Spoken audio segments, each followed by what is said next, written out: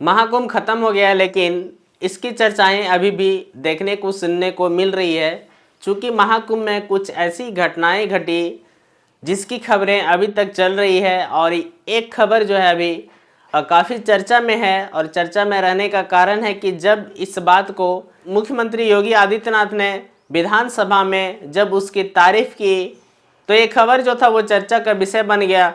मुख्यमंत्री योगी आदित्यनाथ ने नाविक परिवार को लेकर के चर्चा किया है, जिसकी कमाई को सुन करके आप भी दंग रह जाएंगे। आप सोच रहे होंगे कोई एक नाव वाला कितना कमा सकता है, 1 लाख, 2 लाख, 5 लाख, लेकिन इस नाविक परिवार की कमाई को सुन करके आप दांतों तले उंगली दबा देंगे। जहां 45 दिनों में लगभग 66 करोड़ श्रद्धालु पहुंचते हैं, और यह एक बहुत बड़ा कमाई का जरिया भी लोगों के लिए बनता है। जो लोग वहां पे अपने व्यवसाय को लेकर के कर रहे होते हैं, उनके लिए कमाई का एक बम्पर जरिया खुलता है। चाहे आप बाइक वाले की बात करिए, चाहे ऑटो या टोटो वाले की बात करिए, या फिर वहाँ सामान बेचने वाले की बात कीजिए, तो सभी लोग 2 लाख, 5 लाख, 10 लाख, 20 लाख, 50 लाख तक की कमाई कर चुके हैं। लेकिन इस परिवार ने लगभग 30 करोड़ रुपए की कमाई की है। 30 करोड़ रुपए किस तरह से कमाए पूरा हम लोग जानते हैं। ये नाविक परिवार, जिसको मेहरा परिवार बोलते हैं, प्रयागराज के नैनी के अरेली का रहने वाला है। इस परिवार का मुख्य पेशा नाव चलाना ही है। महाकुंभ के बाद इस परिवार में खुशी का माहौल है, एक दूसरे को मिठाइयाँ खिलाई जा रही है। इस खुशी के कारण है कि इनकी महाकुंभ की कमाई की चर्चा विधानसभा में मुख्यमंत्री योगी आदित्यनाथ खुद कर चुके हैं। महाकुंभ में करीब 66 करोड़ श्रद्धालुओं ने आस्था की डुबकी लगाई, जिसके चलते पूरे 45 दिन इस परिवार को काम मिला, और एक भी दिन इनकी नाव जो था वो खाली नहीं रहा। इस परिवार में 100 से ज़्यादा नाव है, और हर नाव से लगभग 7 से 10 लाख रुपए की कमाई हुआ है। अगर कुल अर्जित रकम की बात की जाए तो तकरीबन 30 करोड़ के आसपास है, और पूरे परिवार ने करीब 30 करोड़ रुपए की कमाई की है। नाव का काम करने वाले पिंटू महरा और उनकी मां शुक्लावती इतना खुश है कि अपने घर पर लोगों को मिठाइयां बांट रही है। मां बेटे का कहना है कि योगी सरकार ने जो इंतजाम महाकुंभ में किया था, उससे श्रद्धालुओं की संख्या बढ़ी, और उनको महाप्रसाद के तौर पर ये मेहनत का धन मिला। महरा परिवार में 500 से ज़्यादा सदस्य नाव चलवाने का ही कारोबार करते हैं। इनकी 100 से ज़्यादा नाव है, और आसपास के इलाके से भी इन लोगों ने नाव मंगवाकर चलवाए और लोगों को स्नान कराने ले जाते थे।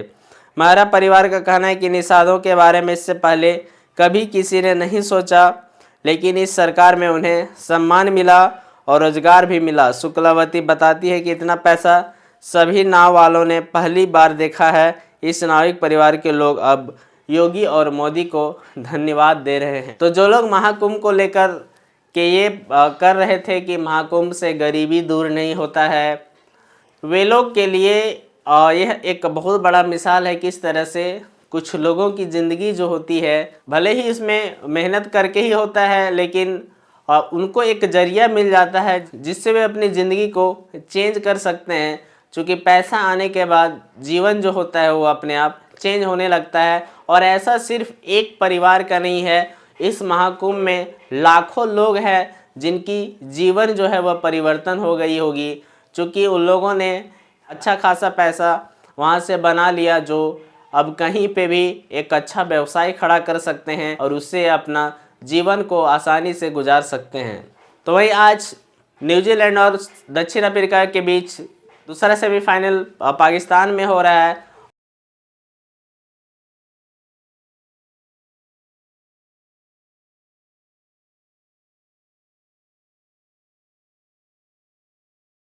में है फिलहाल 41 ओवर में 257 रन 3 विकेट के नुकसान पे बनाया है, जिसमें से सचिन रविंद्रा और विलियमसन का दोनों का शतक शामिल है। और लगभग 9 ओवर में अगर अच्छा रेट जाता है तो ये 300 प्लस का स्कोर भी जा सकता है। और यहाँ पे न्यूजीलैंड अपनी बॉलिंग के बलबूते दक्षिण अफ्रीका के जीत पर अंकुश लगा सकता है, यानी कि ज़्यादातर संभावना ये है कि न्यूजीलैंड जो है वो दक्षिण अफ्रीका पे जीत दर्ज कर लेगी और फाइनल में इंडिया के साथ न्यूजीलैंड का मुकाबला शायद 9 जनवरी को आपको देखने को मिल सकता है। और फिलहाल आईसीसी के द्वारा ताज़ा वनडे रैंकिंग जारी किया गया है, जिसमें से पहले नंबर पे शुभम गिल बने हुए हैं, तो वहीं दूसरे नंबर पे बाबर आजम और तीसरे नंबर पे दक्षिण अफ्रीका के हेनरिक क्लासेन, तो वहीं चौथे नंबर पे विराट कोहली, यानी कि विराट कोहली को अपने रैंकिंग में इजाफा हुआ है।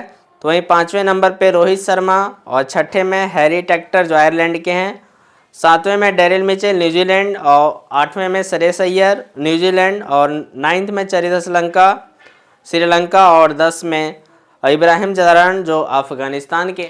तो चलिए आज के लिए बस इतना ही। आई होप कि आज का वीडियो आपको अच्छे लगे तो लाइक जरूर कीजिएगा, मेरे चैनल नए तो फॉलो और सब्सक्राइब करना ना भूलिएगा। चलिए फिर मिलते हैं किसी अगले वीडियो में नई जानकारी के साथ, तब तक के लिए जय हिंद, वंदे मातरम।